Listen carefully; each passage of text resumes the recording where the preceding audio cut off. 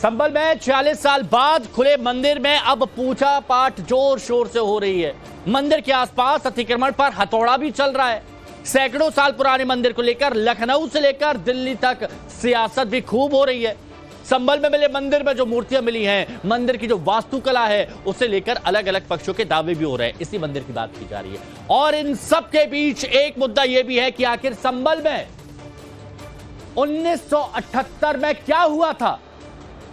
क्या ऐसा हुआ था कि वहां पर हिंदुओं को पलायन करना पड़ा था, कि वहां पर कोई हिंदू परिवार नहीं बचा। इसी से जुड़ी एक बड़ी खबर वो हम आपको यहां पर बता देते हैं। 1978 के दंगों के पीड़ितों का दर्द, 1978 के दंगों के पीड़ितों का दर्द अब झलक रहा है, सामने आ रहा है। 1978 के दंगों में 100 से ज्यादा लोगों की मौत हुई थी। दंगों के पीड़ितों ने नव भारत को वो भयानक हादसे की दास्तान बताई कि क्या हुआ था उस वक्त। मुरारी लाल की फड़ में आगजनी में 10 से ज्यादा लोगों की मौत हो गई थी, या फिर यह कहिए कि मार डाला गया था उन्हें। दंगे के बाद बड़ी तादाद में जो यहां पर हिंदू रहते थे वो पलायन कर गए। अब आप देखिए नव भारत पर वो एक्सक्लूसिव तस्वीरें जो आपने कभी नहीं देखी होंगी। 1978 के बाद आज आप वो देख रहे हैं। ये आप देख रहे हैं ना, जो ये उसी वक्त की तस्वीरें हैं कि क्या हालात वहां पर हो गए थे। सब कुछ टूटा हुआ, सब कुछ बर्बाद। और बेहतर तरीके से आपको बताएंगे हमारे सहयोगी अभिषेक राज, जो उस वक्त वहां पर मौजूद हैं। उनकी एक रिपोर्ट आपके सामने देखिए। संभल में जब बिजली चोरी रोकने का अभियान चल रहा था, उसी वक्त एक मंदिर मिलता है और मंदिर के अंदर भगवान शिव विराजमान होते हैं। शिवलिंग जो है वो मिलता है, उसके साथ में जो हनुमान जी हैं महाबली, उनकी वहां पर मूर्ति मिलती है। लेकिन जब उसकी कहानी पता चलती है तो वो काफी ज्यादा दुखदाई होती है। कहानी 1978 की, जब वहां पे बलवा होता है, दंगा होता है और उसमें कई सारे लोग मारे जाते हैं। 1978 की अगर आप कहानी सुनेंगे तो शायद आपको भी जो है इतनी पीड़ा होगी और आप शायद सोचेंगे कि इतिहास में कैसे ऐसे हो सकता है कि आजादी के बाद इतने सारे लोगों की निशंस हत्या कर दी गई। जहां मौजूद हैं, ये मुरारी लाल का फड़ कहा जाता था। ये जगह जो आप देख रहे हैं, यहां अगर आप देखेंगे तो ये देखिए, ये मुरारी लाल का फड़ कहलाता था। संभल के अंदर ये मुरारी लाल का फड़ है। इस फड़ की स्थिति आप देखेंगे तो स्थिति देखकर आप समझ पाएंगे कि इसकी क्या स्थिति है।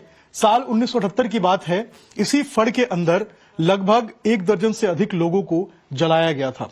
ये सुन के शायद आपको अजीब लगेगा, लेकिन जो डॉक्यूमेंट्स हैं वो इस बात की तस्दीक करते हैं कि इसी फड़ के अंदर, मुरारी लाल का फड़ कहलाता है, इसी के अंदर 1 दर्जन से अधिक लोगों को उस वक्त जलाया गया था। आप सोचिए क्या स्थिति होगी जब वो बलवा हुआ। और यही कारण है कि इस पूरे इलाके से जो सारे हिंदू थे वो यहां से पलायन कर गए, वो यहां से चले गए और यहां की स्थिति ऐसी हो गई।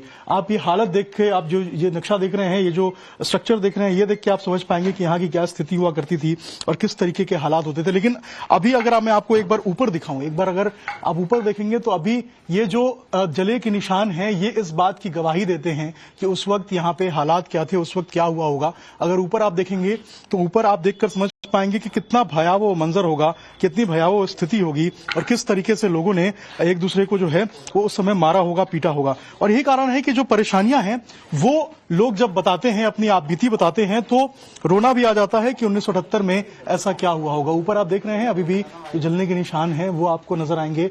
और ये घटना 1978 की है, यानी कि सोचिए 46 साल बाद भी आज ये पूरी जगह जो है अपनी गवाही देती है, उस वक्त की गवाही देती है जब यहाँ पर लोगों को जलाया गया था। आप सोचिए क्या स्थिति थी। लेकिन अब वापस से यहाँ पर जो लोग हैं वो आए हैं, रह रहे हैं, यहाँ पर दुकानें खुल गई हैं। लेकिन ये मुरारी लाल का फड़ कहलाता था।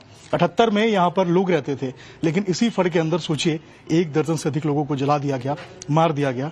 और आज वापस से ये उस बात की गवाही दे रहे हैं जहां पर जलने के निशान हैं।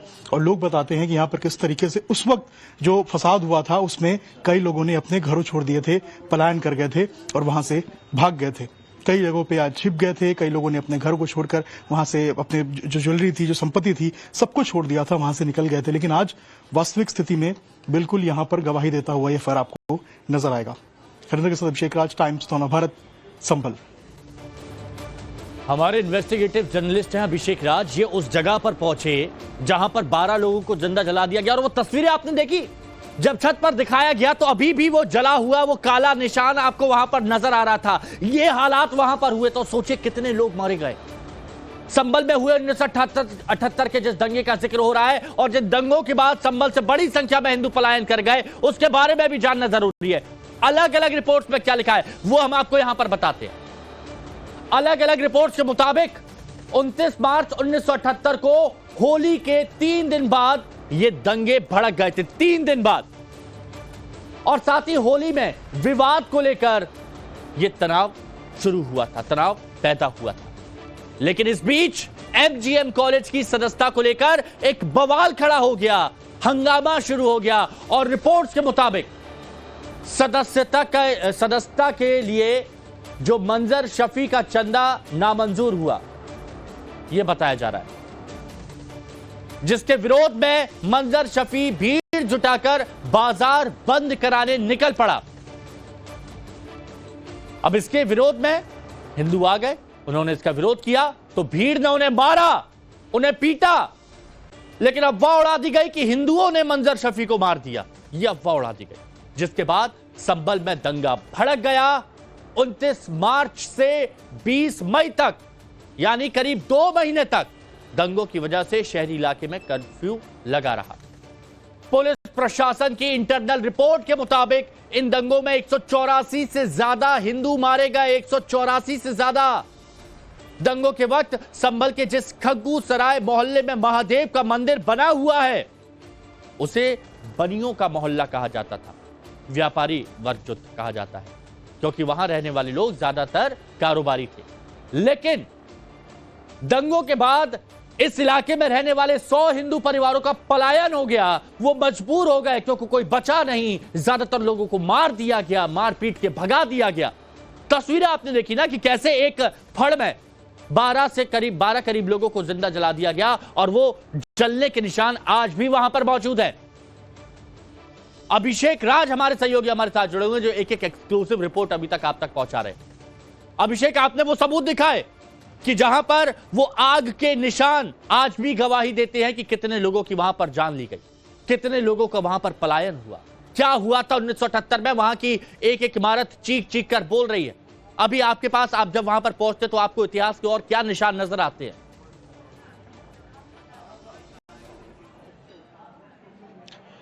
देखिए, संभल बहुत पुराना शहर है और संभल की जो पुरानता है उसको बेनाम करती है, उस पर धब्बा लगाती है ये सारे दंगे, ये सारे बलवे जो संभल ने झेला है।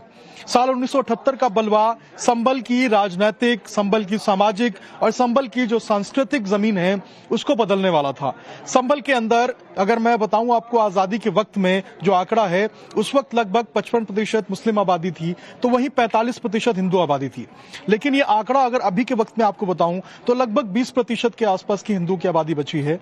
और आप समझिए कि किस तरीके से ये पूरा का पूरा जो डेमोग्राफी है ये चेंज हुआ है। जिस जगह पे हम मौजूद हैं ये प्राचीन शिव मंदिर है।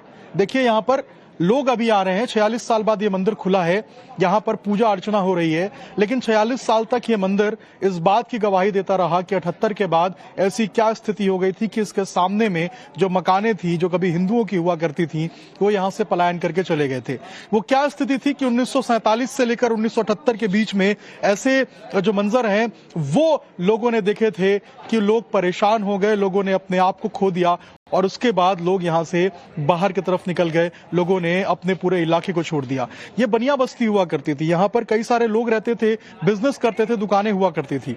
ऐसा क्या हुआ 1978 में, इस कहानी को अगर आप सुनेंगे तो शायद पूरा देश जो है उसके रोंगटे खड़े हो जाएंगे।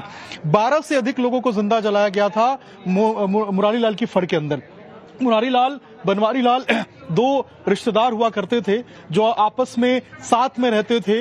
वो दोनों काफी ज्यादा जो है वो पैसे वाले लोग थे, उन्होंने लोगों को उधार दिया हुआ था। और उस दिन, जिस दिन की इस पूरी घटना है, वो अपने फड़ में गए थे लोगों से पैसे मांगने के लिए।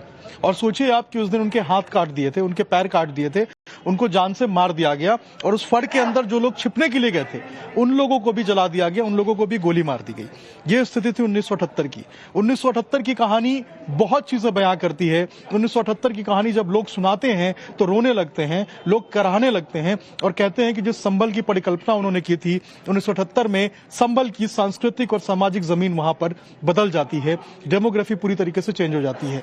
राजनीतिक जमीन भी संभल की बदलती हुई इस कहानी के बाद नजर आती है। और संभल जिस तरीके से पुराणों की धरती कहा जाता था, संभल जिस तरीके से देवनगरी कहा जाता था, अब संभल जो है वो दंगा का शहर बन गया था 1978 के अंदर। ये 1978 की बात आप कर रहे हैं और वहां की जो तस्वीरें हैं वो सबूत भी वहां पर बयां कर रहे हैं। हालांकि आप जहां पर खड़े हैं उसके पीछे भी हम देख रहे हैं कि मंदिर में भी आज काफी कुछ विशेष साज सज्जा की गई है, एक इंतजाम वहां पर किए गए हैं। आप बने रहिएगा, दोबारा